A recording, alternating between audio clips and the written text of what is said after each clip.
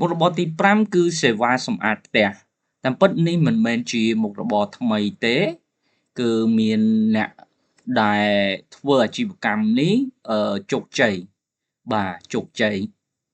ច្រើនក៏ប៉ុន្តែបើយើងចង់ចាប់ផ្ដើមក្នុងឆ្នាំ2026នៅអាជីវកម្មសម្អាតផ្ទះនេះ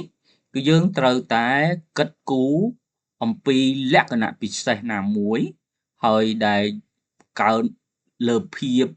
ទុកចិត្តគុណភាពសេវាកម្មបាទហើយនឹង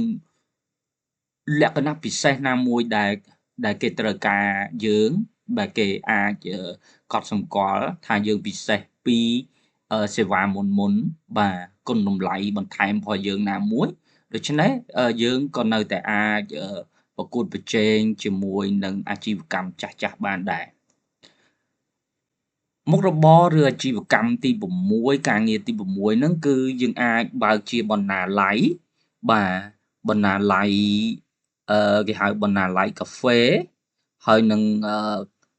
ល្បែងប្រកួតប្រជែងឬក៏កាហ្វេអាជីវកម្មកាហ្វេដែលមានការប្រកួតប្រជែងគម្រោងអាជីវកម្មជាដើមហ្នឹងជួញដូរបាទក្នុងអាជីវកម្មជាដើមហ្នឹងនេះសម្រាប់គេប្រកួតប្រជែងជាល្បែងឧទាហរណ៍ថាអុកអានេះគេសំដៅលើអុកប៉ុន្តែយើងអាចបំលែងឲ្យវាទៅជាhub ជា business hub កន្លែងកាហ្វេយើងហ្នឹងយើងមានបណ្ណាល័យហើយបូកនឹងគម្រោងកម្មវិធីបាទកម្មវិធីសម្រាប់អតិថិជនរបស់យើងហ្នឹងគាត់ទៅប្រកួតប្រជែងគាត់ញ៉ាំកាហ្វេយើងហើយគាត់អាចយើងមានកម្មវិធីប្រកួតប្រជែងឧទាហរណ៍ប្រកួតប្រជែងគម្រោងអាជីវកម្មឬក៏អ្វីមួយបាទគំនិតច្នៃប្រឌិតណាមួយបច្ចេកវិទ្យាណាមួយអញ្ចឹងទៅគាត់ឃើញគាត់អាចចុះឈ្មោះយើងតាមលក្ខខណ្ឌហ្នឹងទៅឬក៏អាចថាមានការជួញដូរបាទទំនិញឬក៏របស់ពិសេសស្នាដៃណាមួយបាទនៅក្នុងហាងកាហ្វេរបស់យើងនេះវាជាការពិតប្រហែលជាចំណាយធំដូចជា Brown អីអញ្ចឹងប្រហែលជាគេអាចពង្រីកសេវានឹងបានការងារនិងមុខរបរទី7យើងអាចធ្វើជាសេវាប្រឹក្សាបច្ចេកទេសសម្រាប់មនុស្សចាស់បាទសម្រាប់មនុស្សចាស់កន្លែងនេះមែនទែនទៅសេវាបច្ចេកទេសនេះគឺគេត្រូវការជាចាំបាច់ជាក់ស្ដែងចំពោះខ្ញុំយើងមានបញ្ហាកុំព្យូទ័របាទដូចជា program Word Excel យើងអីហ្នឹងមិនដំណើរការហើយនឹងយើងចង់បានកម្មវិធីមួយចំនួនយកមកប្រើប្រាស់បាទជាប្រចាំអីអញ្ចឹងបាទអញ្ចឹងកម្មវិធី PDF កម្មវិធី design កាត់តមួយចំនួនបាទវីដេអូមួយចំនួនគឺជាក់ស្ដែងយើងពិបាករកបាទពិបាករកសេវាដែលអាចទុកចិត្តបានហើយនឹងមានប្រសិទ្ធភាពបាទរឿងតម្លៃអាចថាវាប្រឆាំងគ្នាមួយបើយើងចង់បានសេវាល្អវាខ្ទាស់ជាមួយនឹងតម្លៃយើងត្រូវទិញរបស់ដែលមាន license ហើយក៏ប៉ុន្តែក៏មិនប្រកាសថាមាន license នឹងហើយយើងចំណាយទៅអាចទិញបានពីក្រុមហ៊ុនឬក៏សេវាបច្ចេកទេសដែលអាចទុកចិត្តបានដែរលើកលែងថាយើងត្រូវទៅទិញផ្ទាល់ពីក្រុមហ៊ុនដើមប៉ុន្តែយើងវាយ៉ាប់វិធីនៃការរកហើយនឹងភេយើងខ្លាចថាវាមិនបានទៅដល់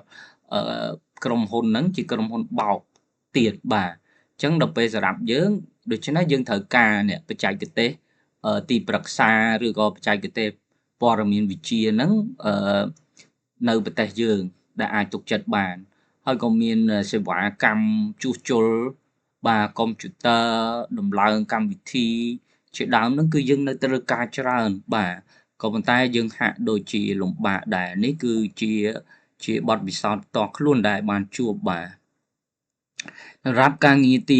8គឺយើងអាចចាប់ផ្ដើមក្នុងឆ្នាំ2026នេះគឺអាជីវកម្មលក់រាយតាមអ៊ីនធឺណិត ដោយមានម៉ាកផ្ទាល់គេហៅថា drop shipping អានេះគឺយើងរកអឺផលិតផលណាមួយដែលល្បីឬក៏ដែលគេពេញនិយមដែលផ្ទុះអីអញ្ចឹងឧទាហរណ៍បាទអញ្ចឹងយើងរកអ្នកផ្គត់ផ្គង់ឬក៏ហាងដែលផ្គត់ផ្គង់អាហ្នឹងហើយយើងមិនបាច់ទៅកាត់ស្តុកកាត់អីទេបាទស្តុកគឺនៅគេយើងទំនាក់ទំនងគេហើយដល់ពេលមានអតិថិជនកម្មង់ឬក៏បញ្ជាទិញយើងទំនាក់ទំនងទៅហាងដើមនឹងផ្ទាល់បាទអ្នកផលិតនឹងផ្ទាល់អ្នកផ្គត់ផ្គង់ដើមនឹងផ្ទាល់ហើយគាត់អ្នកផ្គត់ផ្គង់ហើយអ្នកផលិតហ្នឹងជាពិសេសនៅបរទេសបាទសម្បូរគឺគាត់នឹងរៀបចំផ្ញើស្អីស្អីហ្នឹងខ្លួនគាត់ហ្មងបាទយើងធ្វើការតែជាមួយអ្នកទិញហើយនឹងអ្នកម្ចាស់ហាងដើមបាទអញ្ចឹងគេនឹងដឹកជូនយើងវាអាចមានបញ្ហាប្រឈមរឿងពេលវេលាបាទហើយនឹងអាចថាបើយើងអត់បានធ្វើតេស្តឬក៏ស្គាល់ពីក្រុមហ៊ុនដើមហ្នឹងអាចមានរឿងបញ្ហាថាបានរបស់មកមិនពិតឬក៏មិនដូចអ្វីដែលបានបង្ហាញជូនបាទមុខរបរនិងការងារទី9យើងអាចពិចារណានិងចាប់ផ្ដើមសិប្បកម្មនិងផលិតផលប្រកបដោយភាពច្នៃប្រឌិតផ្សេងៗចឹងគេហៅថា homemade and creativity product បាទនេះគឺក្មេងៗ Gen Z Gen Alpha ជាដើមគាត់និយមដែរហើយគាត់មានទេពកោសល្យច្រើនបាទគឺ